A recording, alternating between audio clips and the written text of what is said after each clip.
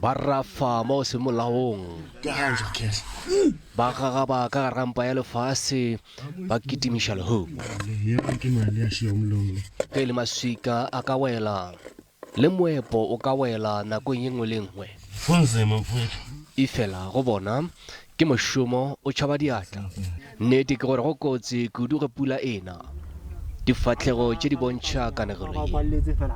ba Supa ba bona ga se ba boe ba ile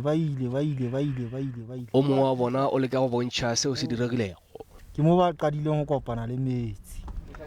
nakong eo ba ba sa lemoge gore e na la go falala batho ba la le bona itsena go ba gang ba gutla ba thola metsi a sa gitlile tonne go ngodi a sa kwetse ntsi jwale ga re tse gona batho ba bantse ba phela mo ba leng teng kapo go etsala wang mangaka ga debe o re o feleditše go bolela le molamo wa gagwe le motswala wa gagwe mafelong a kgwedi ya Disemere go tloa mono ga nka ba ka hlotse ke bathotse ebile ngwana molamo wa gagwe o šetše a belegwe ngwane mongwe hlaile a sentse a na le bothata bo ka mokoting o ne a sile mosadi wa hae a le mmeleng ga ke kgone go robala ga ke kgone go ja ke se ke bile ke na le ntho ya go fainta sometimes ke tlabe ke re ke dutse ke risk e telele fela ka mo go šetše go le mengwaga le 10 go tloga mola Joseph raka ebe a šoma fa o phela ka letswalo la mmutla madalante e ntshositse jalo ka motho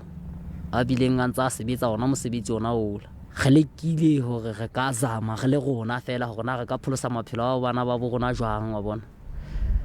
ga hlolwa ka gore ga rena maatla wa bona tate ba ba rafago mo se go molaong le maphodisa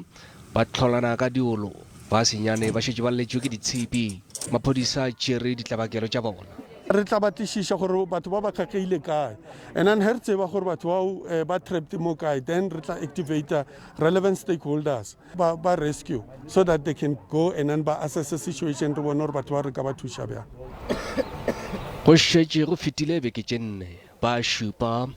ba sa kgomotše ba malapa le badirišani mmogo le bona ba duma ge ba ka boa moya o sa le nameng goba o tšwile